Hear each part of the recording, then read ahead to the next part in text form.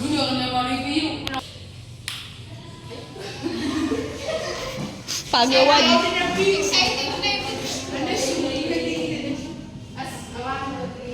Good afternoon and Assalamualaikum warahmatullahi ta'ala wabarakatuh. I am Mira Malauterdi, the third reporter from Group C. So now we will tackle about the characteristics of effective instructional tools. So last meeting, itakot natin about the instructional tools by using different various technology. So ngayon ay topic natin. So our objectives is to identify the characteristics of effective and efficient instructional material, explain UDL and Center of Academic and Faculty Development and its principle, use UDL to integrate technology in education.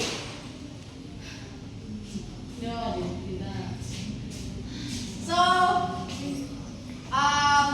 in the characters of these characters, alam naman natin na ang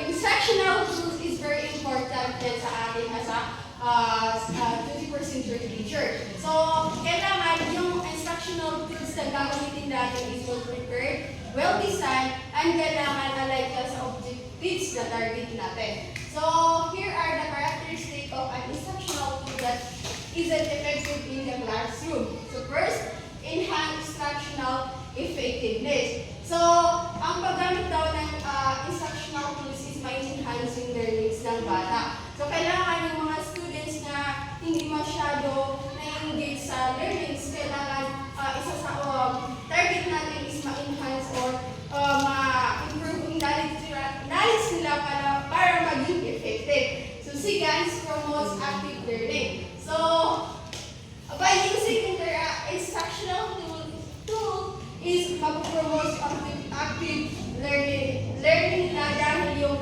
instructional tools na ICT is interactive siya na materials. So, develops critical thinking. So, dito sa part na to is pwede tayong gumawa ng mga practice solving na para ma-enhance yung knowledge nila and mag-develop yung higher order of thinking skills na yung sinasabi natin facts. So, next, ako next represented instruction. So kailangan ang ginagamit natin na hindi lang tayo nag-stick sa isang tools. So, kailangan tayo na teacher is marami tayong alam sa mga instructional tools para if how a situation na hindi mag-effective yung instruction na ginamit natin is pwede natin mayroon tayong alternative ways. So, next, second part is motivating. So, itong motivating is alam naman natin na yung instructional tools na mag-gather yan ang attention ng bata. So, nag-motivate sila na makinig dahil na-visualize or na narinig nila yung topics na pinag-usapan nyo. So, multi-sensory. So, alam naman natin yung 5 sense na ano yun? Ano nga yun? Sight, taste, hear, smell, and touch. So, yan. So, itong multi-sensory is yan yung words na kailangan gamitin mag-gather yung 5 sense, hindi lang siya nag-focus sa isang sense na activity. So, kailangan yung gagamitin mo na tools is magagamit din siya like for example, visual, auditory, and mga hands-on activities. So, universal design for learning. This approach applies the concepts of accessibility and inclusion beyond physical environments to design teaching and learning opportunities in ways that are varied, accessible, and engaging for all students, including these with different needs or disability. So, alam naman natin na ang isang classroom is wala tayong makikita na lahat sila pare-parehas ng skills, abilities, even their faces na hindi naman sila pare-parehas. So, meron talaga yung isang class na may makikita tayo na hindi siya gaano ka writings. So, and ang universal design for learning is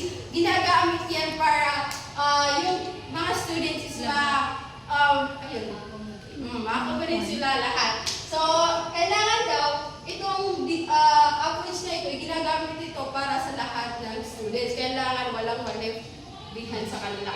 So, meron siyang principle, and ito yung sa National Disability Authority. So, number 1, equitable use. This design is useful and marketable to people with diverse abilities. So, itong principle 1 is kailangan daw yung tools na gagamitin natin is kailangan equality daw, walang unfair. Hindi porket yung favorite mo na student is magaling siya sa visual is hindi ka na gagamit ng iba pang strategy. So, kailangan daw equal lahat nakakapag-participate yung mga bata. So, second principle is flexibility in use. This design is accommodates a wide range of individual preferences and abilities. So, kapag gumamit daw tayo ng instructional tools, is kailangan daw flexible siya. Kahit sa assessment is pwede siyang flexible.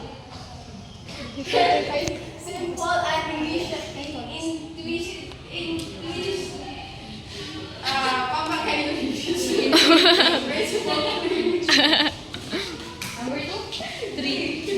disability.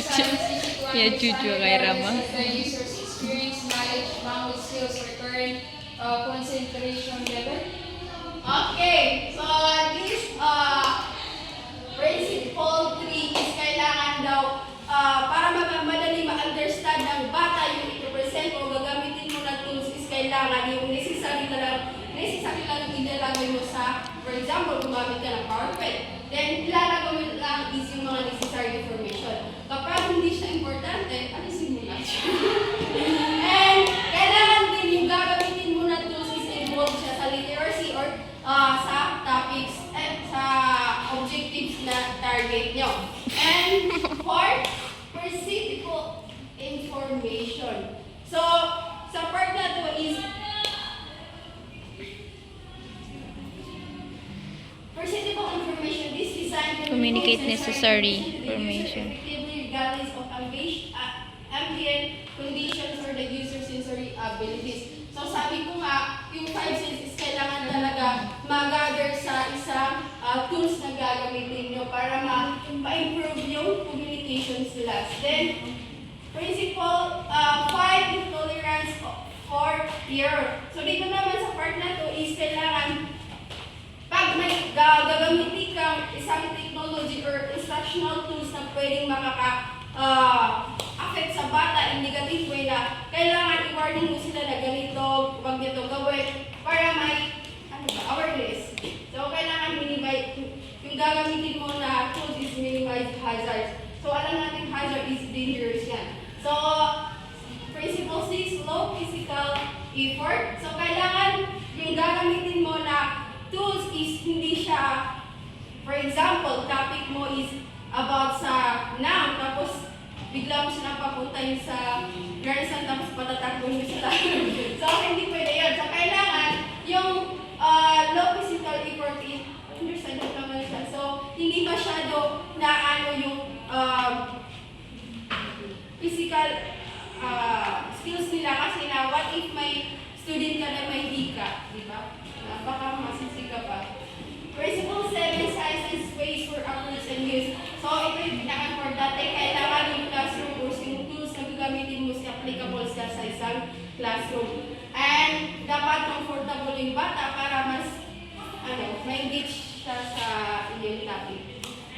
So, last, Center for Academic and Faculty Development. So, ito naman yung develop noong 2020. So, number 1, principle, provide multiple means of representation, present information and content in different ways. So, ikaw na teacher, kailangan resourceful ka. Alam mo na may marami kang alam na mga pwedeng strategy na pwede mong gamitin para maging effective yung mga gagawin para ma-improve yung learning sila. Sa principle 2, provide multiple means of action and expression, differentiate the ways that students can express what they know, stimulate interest and motivations for learning. So, understandable naman siya. So, kailangan talaga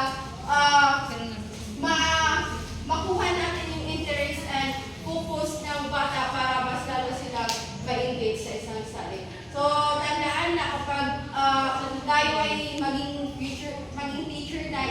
huwag tayo mag-stick sa isang student lang. Kailangan alamin din natin yung background ng bata.